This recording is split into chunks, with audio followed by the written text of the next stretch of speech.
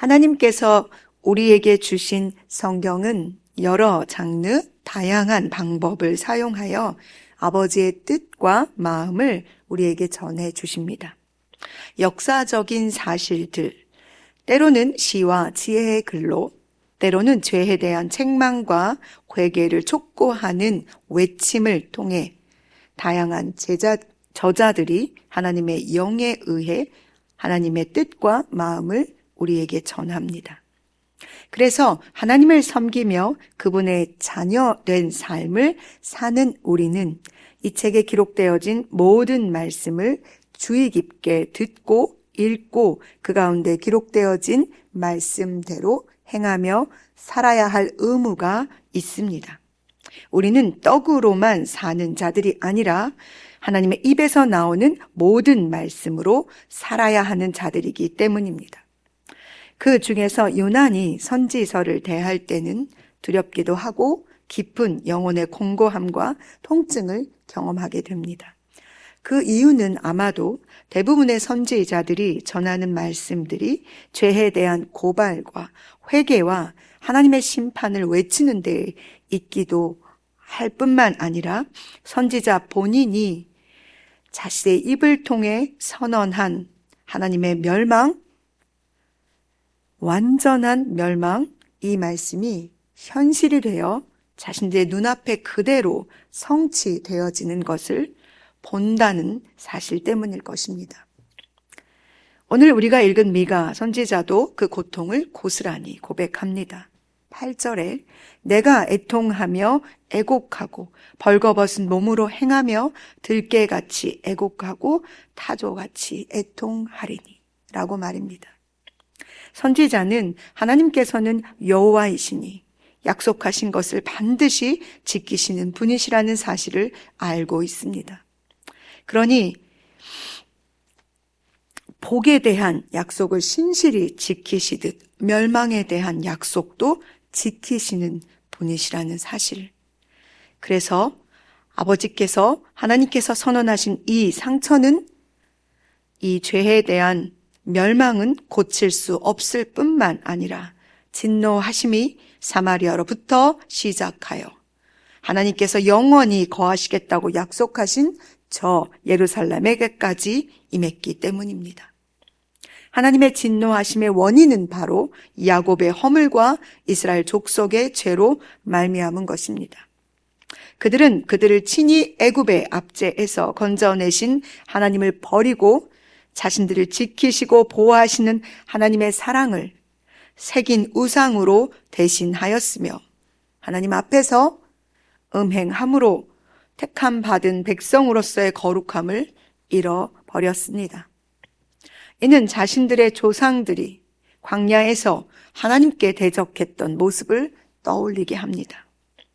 그들은 금송아지를 만들어 놓고 자신들을 애굽에서 이끌어낸 신이라고 말하며 그 앞에서 춤추고 즐거워했습니다.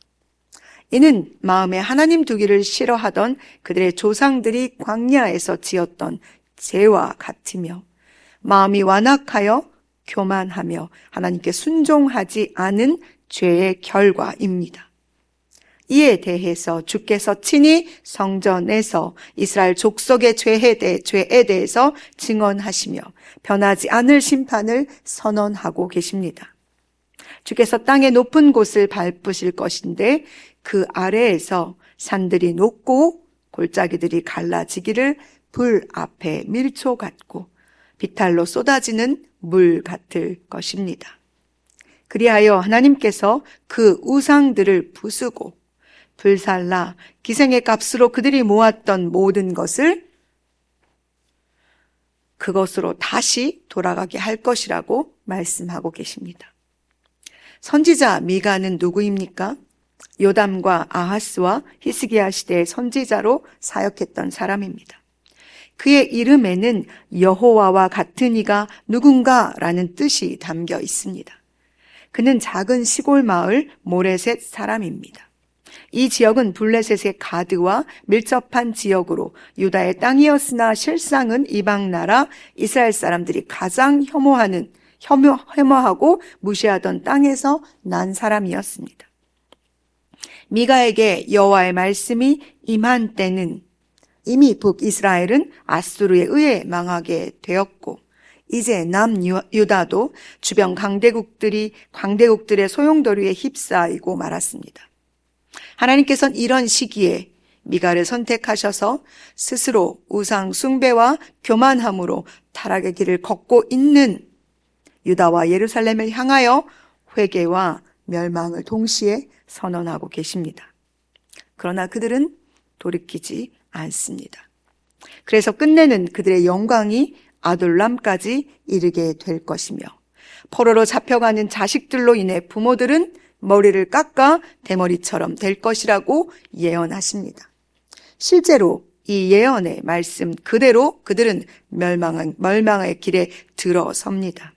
남유다는 바벨론의 포로로 그 자녀들이 잡혀갔으며 여호와의 재앙이 예루살렘 성문에 임하게 되었기 때문입니다.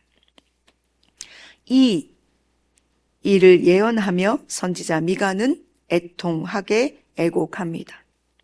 지금 이 세대는 미가처럼 하나님의 마음, 하나님의 뜻을 품고 애통하며 애곡하는 사람들이 필요한 세대입니다. 예수님께서는 십자가에 고난 당하시는 자신의 모습을 보고 우는 사람들을 향해 나를 위해 울지 말고 예루살렘과 그 딸을 위해서 울라고 말씀하셨습니다. 우리도 하나님께서 사랑하시는 영혼들을 위해 울어야 할 때입니다. 그들을 구원해 주시기를, 그들을 하나님의 자녀 삼아 주시기를, 영원한 생명책에 그들의 이름이 기록되어지기를, 그리고 죄로부터 돌이켜 하나님에게로 그들이 돌아오기를 간절히 우리도 기도하며 울어야 할 때 말입니다. 오늘 우리를 이 세대 가운데에서 선지자로 불러주신 하나님 앞에 사랑하는 여러분, 오늘 한날 우리도 우리에게 보여주신 우리가 품고 있는 하나님의 사람들을 향하여 선지자 미가와 같이 애통하고 애곡하는 마음으로 하나님 앞에 긍휼과 은혜를 베풀어 주시기를 기도해야 합니다. 우리가 하나님의 은혜로 구원받아 하나님의 은혜의 자리에 서 있는 것처럼 그들도 반드시 하나님의 것으로 돌아와 하나님을 함께 찬양해야 할 하나님의 사람들이기 때문에 그렇습니다. 다시 말씀드립니다. 지금 이 세대는 선지자와 같이 아버지의 마음을 가지고 애통하며 애곡해야 하는 사람들을 찾고 계십니다. 미가가 부족하고 연약한 자이지만 하나님의 손에 들려 강한 예루살렘 유대를 향하여 회개를 외친 것처럼 우리의 부족하고 연약함을 통해 하나님께서 오늘도 이 땅을 향해, 이 땅의 사람들을 향해 돌이켜 아버지께로 돌아오기를 외치기를, 우리가 그렇게 외치는 자의 삶을 살기를 원하고 계십니다. 그러니 여러분, 오늘도 우리 큰 소리로 하나님의 은혜를, 구원을 외치는 한날 되시기를 간절히 소망합니다. 기도하시겠습니다.